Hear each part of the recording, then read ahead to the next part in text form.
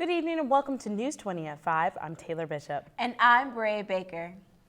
Florida Representative Matt Gaetz introduced a proposal to the House Criminal Justice Subcommittee allowing citizens to openly carry firearms. The proposal was approved on an 8-4 vote. The proposal is sponsored by Don Gaetz, a Republican member of the Florida Senate. Florida is one of the many states that prohibits openly carrying guns, but the new proposal by Gaetz would allow people with a concealed weapons permit to do so. At this time, the state legislature is also considering a proposal allowing people on college campuses to carry a concealed weapon.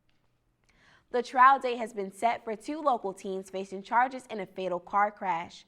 Cody Elkins and Hunter Goodwin are facing charges in the death of 14-year-old Ansley Rayborn. Rayborn was thrown from an SUV and killed in February. Elkins is charged with manslaughter and tampering with evidence, and Goodwin is charged with vehicular homicide. The teens waived their rights to a speedy trial on Tuesday. They are set to appear before a judge again on December 9th.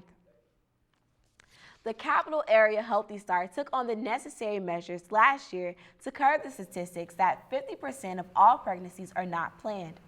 After a year of starting preconception health programs dedicated to helping women and their partners before and during conception, the program came to an end at the beginning of this month after funding cuts. The Healthy Start Coalition is now working to revamp the program to make it accessible to the community again. For tips on how to prepare during a pregnancy and how to have healthier babies, visit capitalareahealthystart.org. Whether you're hungry for healthy eats or trying to watch your figure, healthy eating is finding its way on the menus of Tallahassee's local restaurants and grocery stores. Multimedia journalist Nicole Doty has more. New Leaf Market Co-op, Muscle Maker Grill, and Soul Vegetarian Restaurant and Catering are just a few places to get a delicious vegetarian meal. The city of Tallahassee has over 20 restaurants with organic and vegetarian-friendly menus. Many other restaurants have added vegetarian dishes to their menus. Trainer and fitness coach Parnell Splack Williams believes that the city of Tallahassee is doing a good job at spreading the awareness of eating healthy and staying fit. I definitely think the city is doing a good job with spreading, the healthy, active lifestyle inside of the city of Tallahassee. A lot of I'd probably say companies and gyms around town are offering different deals and stuff like that to get more and more people involved inside, not only for, like profit, but mostly to get people healthy and fit. Muscle Maker Grill manager Michael Centenary explains how the restaurant promotes healthy eating in Tallahassee. We make it easy for people to eat healthy and to live a healthy lifestyle. A lot of people feel like healthy eating isn't convenient, and with our restaurant, we give you so many different avenues of choice and being able to not only come in and dine in at the restaurant, or you could get delivery pickup. We also do meal plans as well. So combination of all those things, we make it easy for people to live a healthy lifestyle. So we definitely promote it and make it more convenient for people at the same time. Whether you're dining in or ordering to go, eating right starts with a good appetite. For News 20 at 5, I'm Nicole Doty.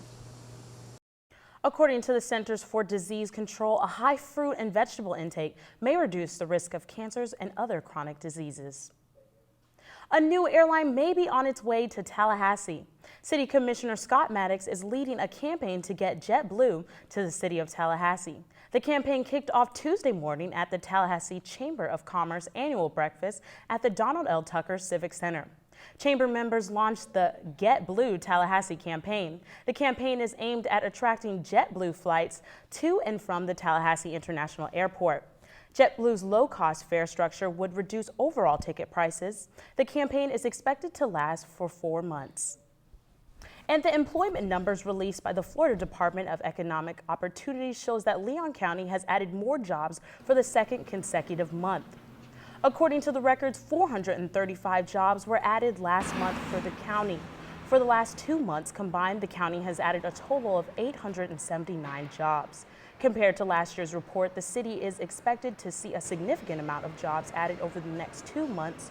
According to the analyst, increase in jobs over the last 2 months after consistent with the trends in the state. Tallahassee's Big Bend Cares was approved for a $1.5 million investment from the Tallahassee Redevelopment Agency. According to authorities, the money will be given to the agency after completion of the new building on the south side. Many critics say they are concerned on how Big Bend Cares will work with the existing Bond Community Health Center on the south side to serve uninsured patients. Leon County Commissioner Bill Proctor says Bond Clinic should receive the same amount of money since they already have a building. We are halfway through the hurricane season, and although Tallahassee has only seen heavy rain, the Capital Area chapter of the American Red Cross is taking all the needed steps to make sure that Tallahassee is ready. Florida State meteorologist Peter Ray predicts we will have 2 more hurricanes to finish out the season. The Capital Area chapter of the American Red Cross has provided online tools to prepare the county. Visit haveahurricaneplan.com to be sure you are prepared. And Travis, what can we look forward to next in sports? Well, Florida State will take on their ACC rival, the Miami Hurricanes. We'll have that and more next in sports. You're watching News 20 at 5.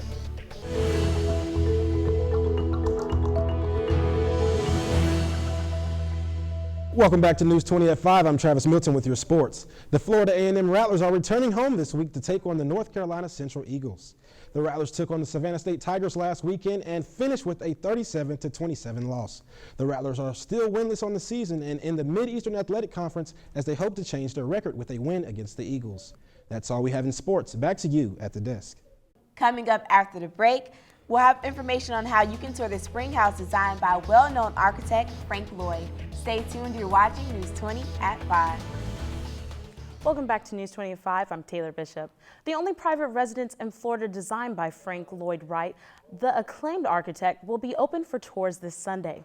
The home, named Spring House after the spring that flows through the property, was placed on the National Register of Historic Places in 1979.